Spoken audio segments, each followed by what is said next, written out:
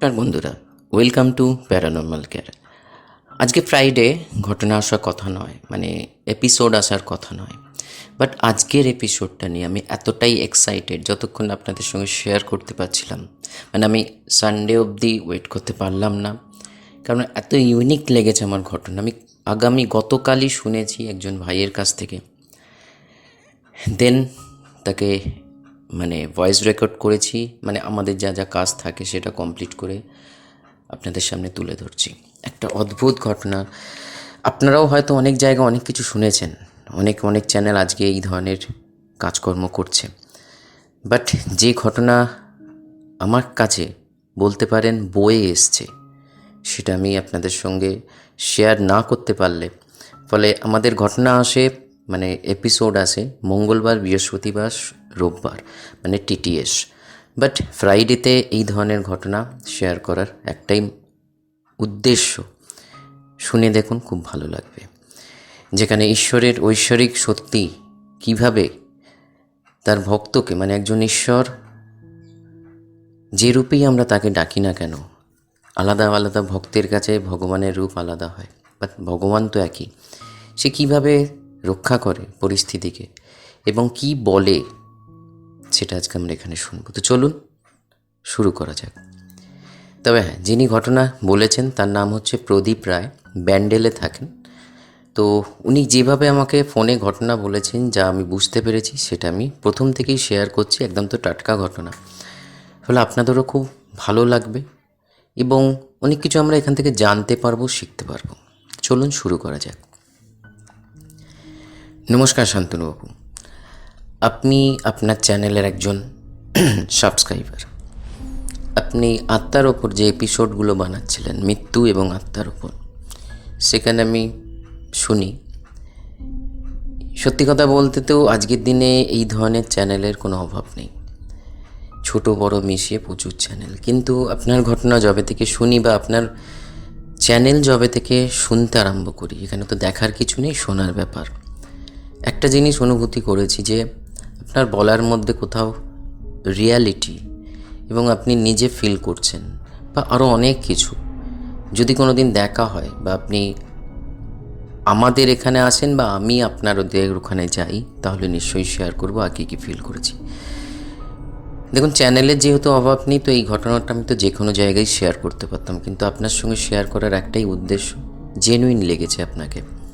ফলে আমার জীবনে ঘটে যাওয়া একটা অদ্ভুত, অলৌকিক, যা ভৌতিক এবং ঐশ্বরিক ঘটনা আমি শেয়ার করছি আপনার সঙ্গে। তবে হ্যাঁ, ঘটনা বলার আগে আমাদের পরিবারের ব্যাকগ্রাউন্ড একটু জানা দরকার, তাহলে ঘটনাটা বুঝতে সুবিধা হবে। সেটা হলো, আমাদের ফ্যামিলি ব্যান্ডেলে, আমি স্টেশন থেকে 20-25 মিটার, 20-25 মিনিট দূরত্বে আমাদের বাড়ি। আজ থেকে 2015, 2015-এর এই ঘটনা আমি শেয়ার করছি। 14-15, 14 এখানে বলছি যে 14টা আমাদের জীবনের একটা মর্মান্তিক সময়, এবং এন্ডের দিকে, 14-এর এন্ডের বলতে পারেন, পুজোর পরপরই, এবং তারপরেই যা ঘটে সেটা আমি আপনার সঙ্গে শেয়ার করছি। প্রথমে ব্যাকগ্রাউন্ডটা বলে নিই। ফার্স্ট হচ্ছে যে আমাদের বাড়ি, আমার বাবা, আমার মা, ভাই বোনেদের মধ্যে আমার দিদি বড়, তারপরে আমি, তারপর আমার একটা ছোট বোন আছে। বাবা কাজ করতেন, চাকরি করতেন, কিন্তু বাবার ক্যারেক্টারটা একটু শুনেন। অপরের জন্যে সবসময় সব কিছু করেছে। কেউ খেতে পাচ্ছে না, দুঃখে রয়েছে, নিজের কর্মজীবনে যে স্যালারি পেতেন উনি, নিজের পরিবার চলুক বা না চলুক, উনি অপরকে সাহায্য করতে প্রচণ্ড ভালোবাসতেন, এবং এটা বলতেন বারে বারে যে ঈশ্বরের আদেশ মতনই সব কিছু হচ্ছে। কারণ আমাদের বাড়িতে গোপালের মূর্তি প্রতিষ্ঠিত, সেটাও স্বপ্নাদেশে, আমার তার বাবার আমল থেকে প্রতিষ্ঠিত। ফলে আমাদের বাড়িতে গোপালের নিত্য পুজো হয়, এবং আনুষ্ঠানিক বিভিন্ন অনুষ্ঠানে গোপালকে সুন্দরভাবে সাজিয়ে অনুষ্ঠান পালন করা হয়।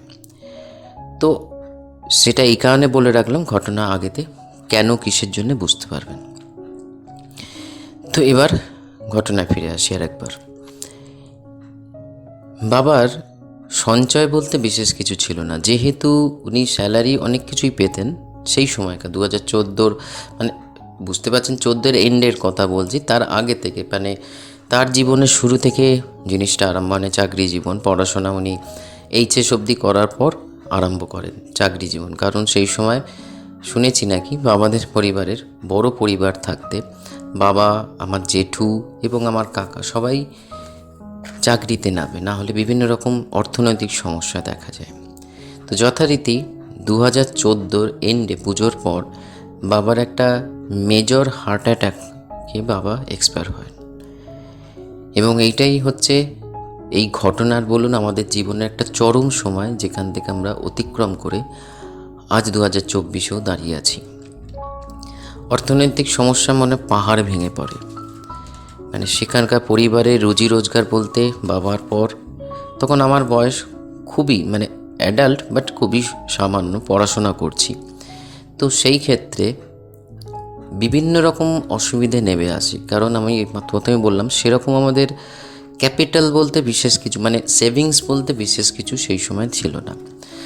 এবং সংসারে এতটাই অভাব অনটন নেমে আসে, বাবার কাজ যেরকমভাবেই সামলে আমি একটা কাজের উদ্দেশ্য আমার বন্ধু বান্ধবদের বলতে থাকি। তবে হ্যাঁ, এখানে বলতে পারেন যে আমার কিছু বন্ধু বান্ধব আমাকে এই বিষয়ে প্রচণ্ডভাবেই সাহায্য করেছেন। তো সেই সময় মায়ের তরফ থেকে একটা সাহায্য পাই, সংসার একদম অচল, মানে এবেলা খেলে ওবেলা খাবো কী করে, তার সঙ্গে সঙ্গে গোপালের নিত্য পুজো, এই সমস্ত দিকে তাকিয়ে মায়ের যে অর্নামেন্টস ছিল তার মধ্যে উনি একটা 2014-এর একদম এন্ডে উনি বন্ধক রাখেন, এবং সেখান থেকে বেশ কিছুটা টাকা আমরা পাই, এবং সেই টাকা নিয়ে চলতে আরম্ভ করে।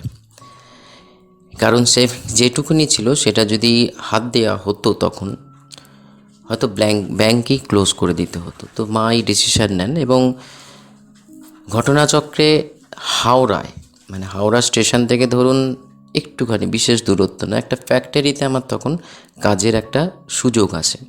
কারণ যেহেতু আমি বন্ধুবান্ধবদের বলে রাখছিলাম, এবং এটা বলে রাখি যে আমাদের পরিবার সবাই, পরিস্থিতি যাই হোক না কেন, আমাদের বন্ধু বলুন, সব কিছুই বলুন, আমাদের গোপাল। তো গোপালকে জানাতাম যে কিছু একটা বন্দোবস্ত করে দাও, না হলে তো দেখতেই পাচ্ছ খুব অসুবিধে। তো যথারীতি যেমন প্রার্থনা তেমনি কাজও হয়। একটা তখনকার যেখানে কোনো কিছু নেই সেই সময় 10,000 টাকার মাইনের আমি একটা ফ্যাক্টরিতে ইলেকট্রনিক গুডসের একটা কাজ পাই, কিছুই নয়, কিছু অ্যাসেম্বল করতে হবে। জানা ছিল না বিশেষ কিছু, কিন্তু বলে না যে মানে পেটে খিদে থাকলে তখন, খিদে একবার পেটে লাগলে তো বুঝতেই পারছেন কি বলতে চাইছি, যে মানুষ কিছু না জানলেও অনেক কিছু জেনে নেয়। তাড়াহুড়ো করে, মানে তখন খালি একটাই ফোকাস, কাজটাকে পেতে হবে। তো 1 সপ্তাহের মধ্যে জিনিসটাকে শিখে নেওয়া হয়, এবং শিখে নিই, খুব ভালোভাবে রপ্ত করে নিই, এবং আমার কাজটা হয়ে যায়। তো এরকম চলতে থাকে। এই করতে করতে 2015 মার্চ, এবং মার্চের ঠিক বলবো না, মার্চের এন্ডের দিকে, সেই দিনটা আমার খুব ভালো করে মনে আছে। এই কারণে সেই দিনে অনেক কিছু ঘটেছিল। যথারীতি দেখবেন যে মানে গরম একটু বেশি পড়লে, সেই সময় 2015 একটু গরমও বিশেষ ছিল। আমার শিডিউল ছিল যেটা, সকালবেলা আমি মোটামুটি 8টা সাড়ে 8টায় বাড়ি থেকে বেরোতাম, সাইকেলে করে ব্যান্ডেল স্টেশনে এসে, আমার মান্থলি করা হয়ে গেছিলো টিকিট, ট্রেন ধরতাম, হাওড়ায় পৌঁছাতাম। ওখান থেকে মোটামুটি আমার 12 ঘন্টার কাছাকাছি ডিউটি, মানে 12 ঘন্টা বলতে কোনো সময় 12 ঘন্টা, তো কোনো সময় 10 ঘন্টা, আবার কিছু কিছু সময় আমি ওভারটাইমও করতাম, কারণ বুঝতেই পারছেন 2 পয়সা এক্সট্রা পাবো বলে। তো এরকম করে চলতে থাকে। রাত, মানে বাড়ি ফিরতে ফিরতে আমার মোটামুটি ধরে রাখতে পারেন ওই, প্রত্যেক দিন নয় তবু বেশিরভাগ দিনই 11টা সাড়ে 11টা বেজে যেত। কারণ আমি ব্যান্ডেলের থেকে, হাওড়ার থেকে একটু খাওয়া দাওয়া, জল খাবার খেয়ে তবে ট্রেনে উঠতাম, এবং সাইকেল স্ট্যান্ডে সাইকেল রাখা থাকতো, তারপর আবার সাইকেলে করে বাড়ি চলে আসতাম। তো এইরকমই চলছিল। মার্চের এন্ডে সেই দিন ছিল প্রচণ্ড ক্লাউডি ওয়েদার, সকাল থেকেই মনে হচ্ছিল এই বৃষ্টি আসে, এই বৃষ্টি আসে। যথারীতি নর্মালি আমি সকালবেলা কাজের উদ্দেশ্যে বাড়ি থেকে বেরোই, এবং বিকেলবেলা থেকে মোটামুটি একটা বৃষ্টি বাদল শুরু হয়। তো সেদিন একটা ছোটোখাটো ওভার টাইমও আমার করার ইচ্ছে ছিল, কারণ কাজ তো কমপ্লিট হয়ে গেছিলো। তো মালিক যিনি ছিলেন উনি বললেন যে এই কাজটা কমপ্লিট করে দিয়ে চলে যেত। সেই কাজটা কমপ্লিট করতে করতে আমার মোটামুটি 8:30 9টা বেজে যায়। কারণ আজ দেখুন, ব্যাপারটা হচ্ছে যে ওভার টাইম করলে মান্থের শেষে একটা এক্সট্রা ইনকামের পথ খুলে। তো যেখানে সংসারে এই অবস্থা, আমাকেই সমস্ত কিছু সংসার সামলাতে হতো, যেখানে 500-600 টাকাও আমার কাছে অনেক তখন। তো যথারীতি ট্রেন ধরে বৃষ্টি আরম্ভ হয়। ট্রেন তো ব্যান্ডেল লোকাল খুবই অ্যাভেলেবেল, বিশেষ করে ব্যান্ডেল লোকালই ধরতাম। কি তখন কোনো এদিক ওদিক 19-20 দেরি হলে বর্ধমান মেল লাইন, কাটোয়া সমস্ত কিছু ধরেই ব্যান্ডেল লোকালের উপর দিয়ে, ব্যান্ডেল স্টেশনের উপর দিয়ে যাচ্ছে, চলে আসতাম। সেদিন ব্যান্ডেল লোকাল ধরে। তো মোটামুটি ঘটনাচক্রে ট্রেনটার সিগন্যালে বৃষ্টি হওয়াতে, মুষলধারে বৃষ্টি হওয়াতে সিগন্যালের প্রবলেমে মোটামুটি ধরে রাখুন 9:45 কি 10টা এক্স্যাক্ট আমার এই সময় ঠিক মনে পড়ছে না। মানে এটা বলে রাখছি যে আপনার বুঝতে সুবিধা হবে, বাড়ি ঢুকতে ঢুকতে আমার প্রায় 1টা বেজে গেছিলো সেদিন, যেদিন ঘটনাটা ঘটে। আমি যথারীতি স্টেশন থেকে ব্যান্ডেল স্টেশনে নেমে, কোনো সময় বৃষ্টি কমছে, কোনো সময় বাড়ছে, এবং বজ্রবিদ্যুৎ বাজ পড়ারও সম্ভাবনা রয়েছে এবং পড়ছেও।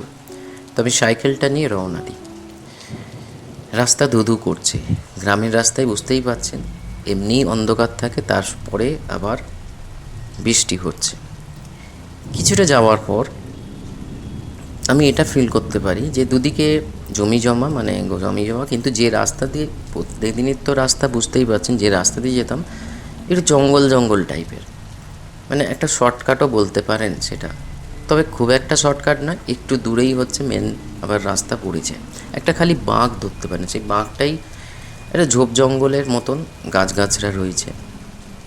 আমি ফিল করি ছাতা ছিল না বৃষ্টির, কারণ আমরা ছোটোবেলা থেকে এই সমস্ত জিনিসও অভ্যস্ত, বুঝতেই পারছেন, সাঁতার, বৃষ্টিতে ভেজা। তা আশা করি আপনিও এই ব্যাপারে একমত হবেন। তো যাই হোক, ঘটনায় ফিরে আসি।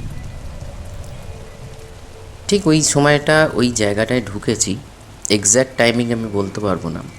হঠাৎ ফিল করলাম আমার সাইকেলের কেরিয়ারে এসে কেউ একজন বসলো, চলন্ত অবস্থা, যেরকম হয় না বন্ধুবান্ধবরা, আপনার ধরুন সাইকেল চালিয়ে আপনি এগোচ্ছেন, তারপর হঠাৎ করে একজন বসে। তা আমি প্রথমটা ঘাবড়ে এই কারণে যাই, অন্ধকার রাস্তা, কেউ কোথাও নেই, কেউ চেনাও নেই, পেছন ঘুরে দেখি কেউ নেই, কিন্তু বেশ ভালো করে ফিল করতে পারছি যে সাইকেলে আমার ওয়েট, কিন্তু যদি কাউকে ডবল ক্যারি করতে হয় সেই সময় যে সাইকেলের ওয়েট হয় সেটা আমি ভালো করে অনুভব করছি, এবং প্যাডেল করছি, বেশ জোরে আমাকে প্রেশার দিতে হচ্ছে। মনে মনে ভয় লাগতে লাগে, এবং যথারীতি আমাদের একটা হ্যাবিট আছে, এই বললাম না, আমাদের বন্ধু বলুন, সব কিছু বলুন, গোপাল, মনে মনে তাকে স্মরণ করতে থাকি। কারণ আমরা গ্রামের ছেলে, বুঝতেই পারি যে কিছু না কিছু ঠিক হচ্ছে না যা ঘটছে। ঠিক বলতে বলতে ধরুন 1-2 চাকা, গড়িয়ে 1-2 চাকা এগিয়েছি। যে স্পিডে আমি এগোচ্ছিলাম সেই স্পিডটা আর এগোতে পারছি না, আর এদিকে বৃষ্টি আবার নেমেছে।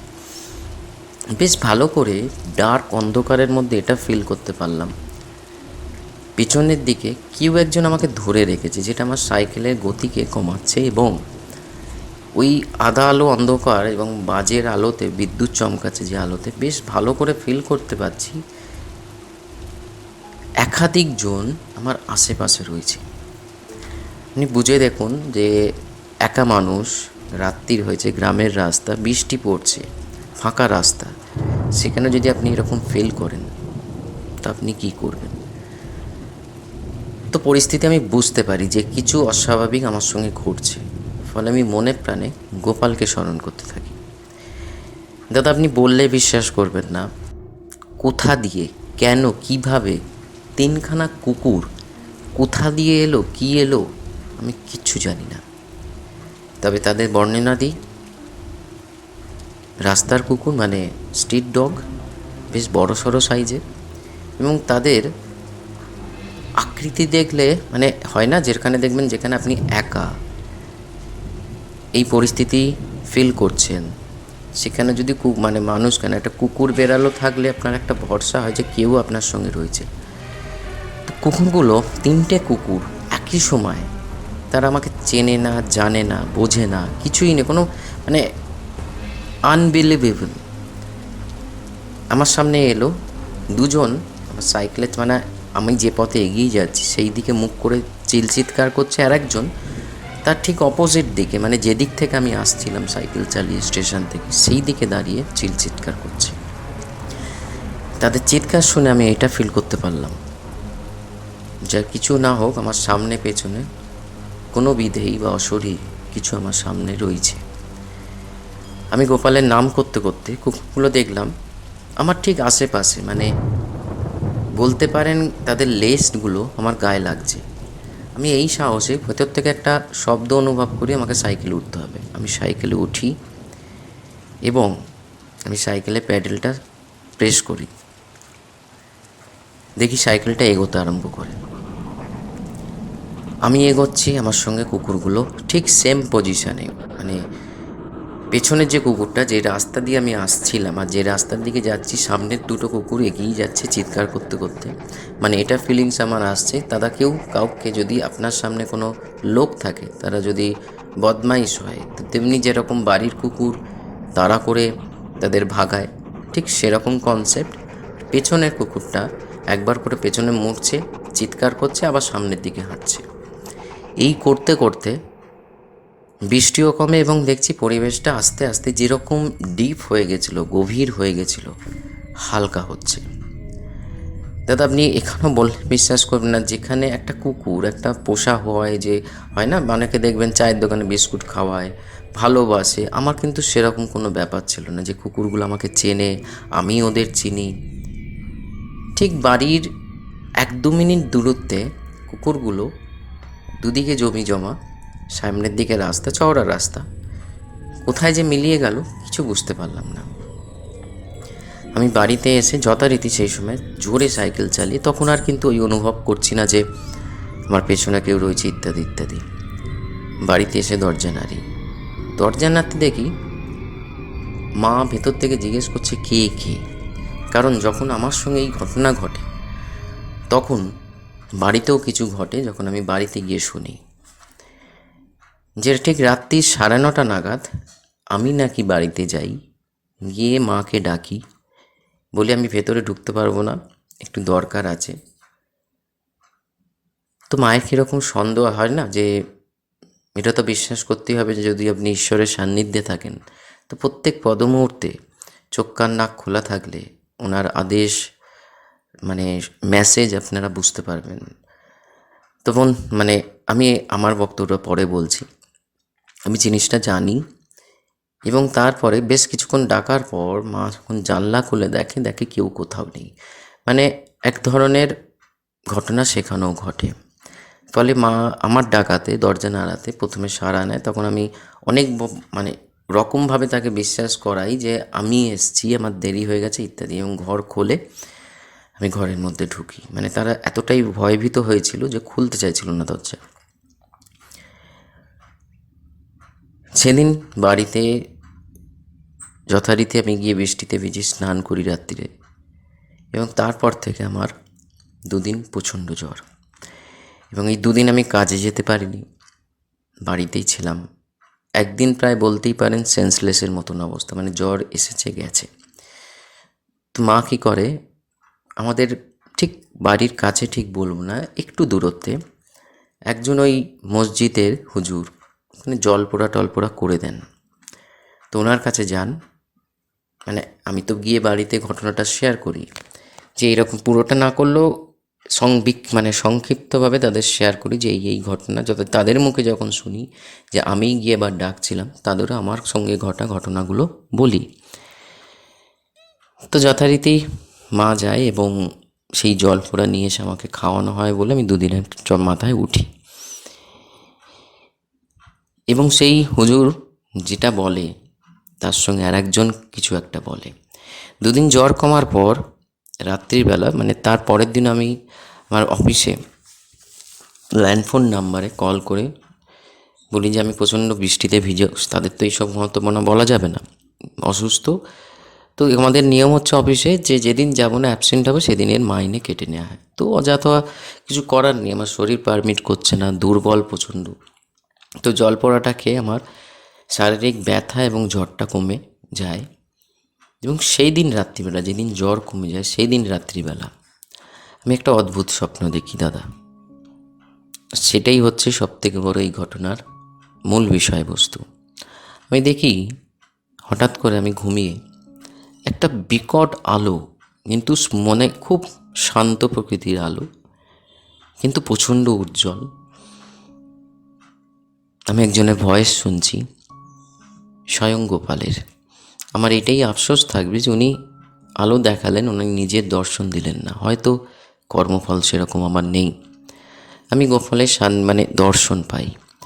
উনি আমাকে বলেন, সেই রকম আলোর এতে থেকে একটা শব্দ ভেসে আসছে, তো চিন্তা নেই, আমি তো ছিলাম তোর সঙ্গে কুকুর রূপে এবং তোকে বাঁচিয়েছি, আর কোনো ভয় নেই। তবে হ্যাঁ, তোর অমুক জায়গায় অমুক আত্মীয় এরকম ধরনের কিছু ক্রিয়া করে কিছু ঘটনা স্থাপন করে যাতে তোদের ক্ষয়ক্ষতি হয়। তবে চিন্তা নেই, সেটাও কেটে যাবে। আমি স্বপ্নে যেটা ফিল করছি, আমি সেই আলোর সামনে হাঁটু গেড়ে বসে হাত জোর করে কথা তো শুনছি এবং হাউ হাউ করে কাঁদছি, যেহেতু গোপালের ভয়েস আমি নিজে ফিল করতে পারছি তিনি গোপাল, কিন্তু ওনাকে দেখতে না পাওয়াতে আমি প্রচণ্ডভাবে কেঁদে ফেলি। এবং কথাগুলো কানে যেগুলো ভেসে আসে সেটা আর একটু বলি, যেটা বলে যে আমার গত জন্মের কিছু কর্ম এরকম ছিল, যার ফলে এই জীবনে তিনি সঙ্গে থাকতেও আমাকে এইটুকুনির মাধ্যমে একটা ধাক্কা খেতে হলো। তো সেই ক্ষেত্রে এই জীবনে যাবো, এরপর থেকে যা কিছু হবে ধীরে ধীরে উন্নতির পথে আমি যাব। এবং আমার এই জাস্ট এই কথাটা শেষ হয়, আমার স্বপ্নটা ভেঙে যায়। আমি ধর্মরিয়ে উঠে মা, বোন, বড় দিদির বলে রাখি, আমাদের বাবা বেঁচে থাকাকালীনই ওনার বিয়ে দিয়ে গেছিলেন। ফলে বাড়ির মধ্যে আমি, আমার ছোট বোন, আমার মা। তো যথারীতি ঘটনা বলি, তখন মা আমাদের বলে যে হুজুরের কাছে মসজিদে গিয়েছিলেন, উনি সমস্ত কিছু যখন জল পড়ে দিচ্ছিলেন, উনিও বলেন যে আপনাদের ওপর কিছু একটা ব্ল্যাক ম্যাজিক হয়, কিন্তু ব্ল্যাক ম্যাজিক সফল না হওয়াতে প্রেত চালান করা হয়েছিল। এবং তখন আমি মায়া বলছে আমাকে যে আমি তোর সঙ্গে ঘটনা এবং আমার সঙ্গে ঘটনা ওনাকে বলি।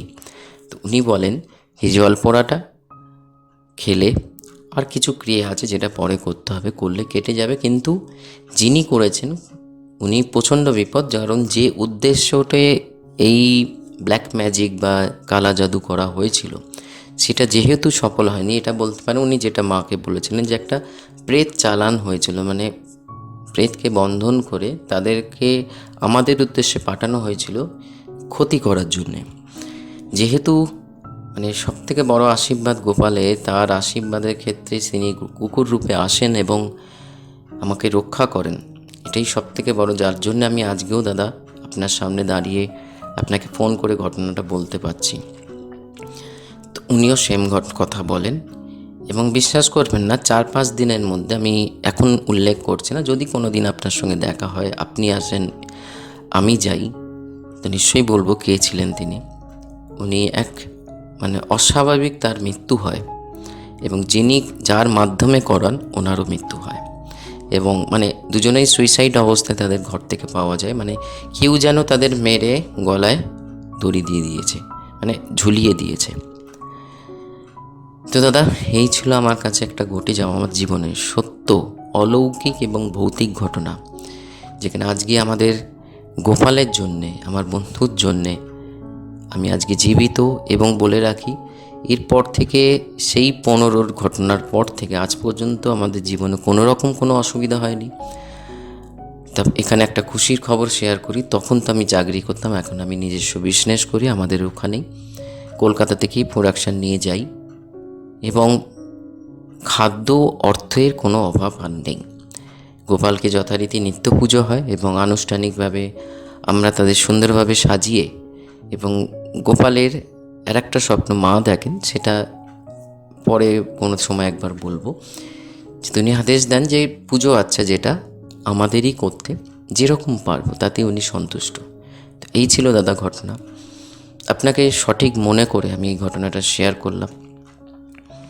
এবার আপনি শেয়ার করবেন কি মনের মধ্যে রাখবেন সেটা আমার ব্যাপার। তো যাই হোক ভাই, মানে যতক্ষণ না আমি আমাদের সাবস্ক্রাইবার ফ্যামিলির সঙ্গে শেয়ার করতে পারছিলাম না এই ঘটনাটা আমার ভয়েসের মাধ্যমে, ততক্ষণ সত্যিকারের খুব অস্বস্তি হচ্ছিল। তো বন্ধুরা, এক অস্বাভাবিক গল্প বা ঘটনা আমরা শুনলাম, যেখানে ঈশ্বর আমাদের বন্ধু হলে, ঈশ্বরের কৃপা থাকলে কোনো রকম কালা জাদু, কোনো রকম অপদেবতা বা প্রেতের বা যাই হোক না কেন যেটা নেগেটিভ, আমাদের কিছুই করতে পারে না। তবে হ্যাঁ, কর্মফল যেটুকুনি আছে আমাদের সেটা সবাইকেই ভুগতে হয়। যেখানে এখানে ভাই ওই পরিস্থিতির যে সম্মুখীন হয়েছিল সেটাই হচ্ছে ভোগা, আমার মনে হয়।